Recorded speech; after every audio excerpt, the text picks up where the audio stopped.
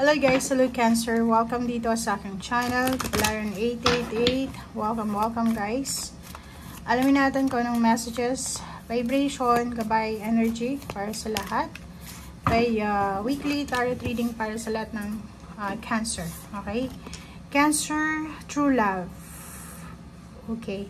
So, sa linggong ito, sinasabi na the romantic stirrings in your heart have propelled the universe to deliver great love to you. So, parang nakikita natin dito na since may true love, kung single ka or looking for a relationship, posibleng sa linggong ito may nagbabadya na pag-ibig or pwedeng importanteng tao na pwedeng maging importanteng parte din ng buhay mo. Okay? Pag-ibig. Okay? So, pwede yung iba, yung mga may asawa na, may ibang yung kasal na, pwedeng hindi makaresonate dyan, pero yung single pwedeng resonated sila. Cancer. Okay, spiritual strength. So, next card natin is spiritual strength. So, sinasabi sa'yo na yung week na to is oras ito para bigyan mo ng oras ang Panginoon, ang spiritual mo, ano man yung relihiyon mo, ano man yung gusto mo sa buhay. So, sa ping spiritual, kailangan mong bigyan ng oras or i-prioritize ito kasi parang medyo nakakalimot ka na. Kalimot na sa Panginoon, sa Diyos, or sa mga obligation mo. Okay? Sa Panginoon or sa spiritual. Okay? Okay, so, meron ditong Cancer na since it's your sign, itong Queen of Cups, napaka-abala mo sa araw na ito. Ang dami mong obligations. Marami kang obligasyon, duties, responsibilities, kaliwat kanan na schedule, kaliwat kanan na trabaho, kaliwat kanan na kailangan i-settle na issue, ganyan, ganito. So, sa araw na ito, sinasabi na kumalma ka lang, okay?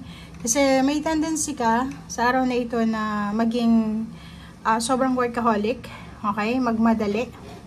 Gawin yung bagay-bagay na gusto mong gawin. Like for example, yung plano mo for the whole week, gagawin mo lang siya in one day. So, kalma lang muna daw, okay? For ones, pwedeng tungkol to sa bahay, sa tahanan, sa pamilya. So, nakikita ko sa'yo dito, pwedeng merong Cancer na may celebration na magaganap sa either kasal, birthdays, ano pa ba, mga celebration gatherings na pinaplano mo or inihahanda na ikaw yung punong abala. Okay? Pwedeng may housewarming, house blessing, or kung anumang party yan or gatherings. Five of Swords, nakikita ko sa'yo dito na this week, okay, so given, marami kang obligasyon, marami kang kailangan tapusin, ayusin, but be careful na isa lang yung katawan mo. Be careful na isa kang tao, hindi ka robot. So, kailangan mong magdahan-dahan, kailangan mong wag magmadali. And number 3, the Earth Mother, take care of your body, take care of your health, take care of your mental, physical, emotional, lalo na yung pera. So, dito sa Earth Mother, sinasabi na pwedeng buntis ka or magbubuntis ka or pwedeng ikaw madre de pamilya, padre de pamilya, na ikaw yung tagataguyod ng pamilya. So, sinasabi sir dito na dahan-dahan lang. Okay?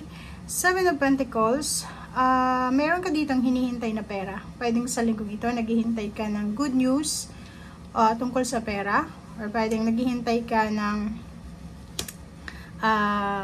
resulta, positive result, or pwedeng naghihintay ka ng answer. Okay? So, yung iba sa inyo dyan, medyo nahihirapan sila dahil sa hindi nila alam kung ano yung mga susunod nilang gagawin. So, medyo confused. Yun, yung nakikita natin, confusion, kasi hindi nila alam kung anong gagawin. So, pag confused ka daw, sabi sa'yo dito ng Four of Swords, mahiga ka or umupo ka muna, i-relax mo yung isip mo, i-relax mo yung katawan mo, yung puso mo, yung utak mo, i-relax mo, magpahinga ka muna, kumain ng tama, matulog ng tama, umiwas muna sa stress, distress muna, and then yun, after mo makapagpahinga, dun ka gumawa ng actions or dun mo simulan yung resolution or sagot sa mga iniisip mo. Kasi pag pagod ka, talagang hindi mo makukuha yung tamang solusyon. Number 10, the wheel of the year. Maraming transformation ang pwedeng inihahayag sa iyo ng universe, ng ating Panginoon. Or parang may hindi ka gusto na nangyayari sa buhay mo, like may mga endings, work or career, contract, parang gano'n, na medyo ayaw mong bitawan. So, dito sinasabi sa iyo na wag mong kontrolin yung sitwasyon. Kasi kahit kontrolin mo yan,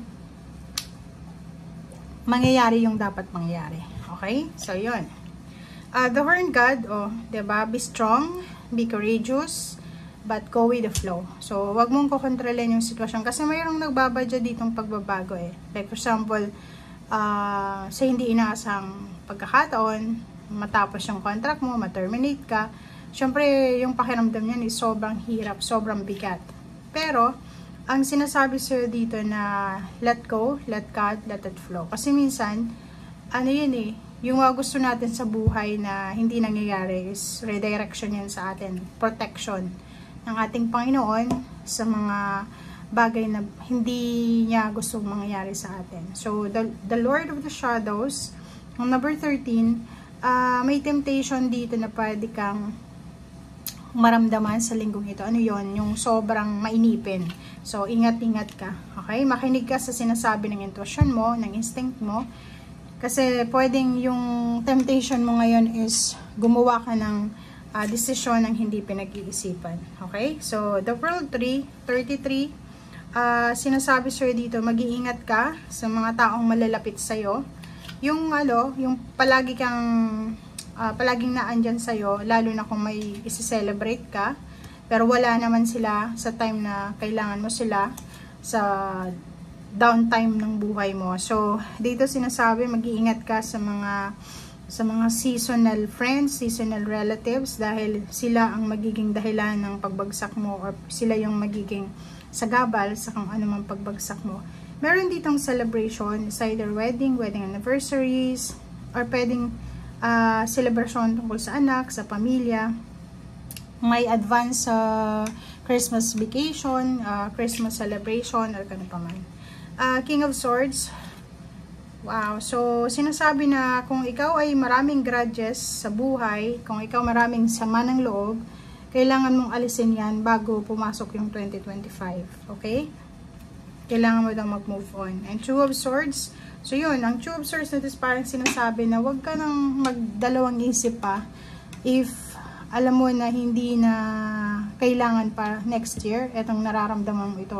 Like yung galit, hinanakit, selos, ano pa ba yung nararamdaman mong hindi mo na kailangan next year. So, dito sinasabi na iwanan mo na siya. Huwag ka nang magdalawang isip pa na iwanan yan. I-let go mo na yan and i-welcome mo yung pagbabago. Kasi kung makikita mo, meron ditong The Empress na sinasabi na kailangan mong iwanan yung mga unhealthy habits, lalo na sa health, para still maging strong yung body mo, and at the same time, in the future, mas marami kang energy para sa mga susunod na blessings na parating sa'yo.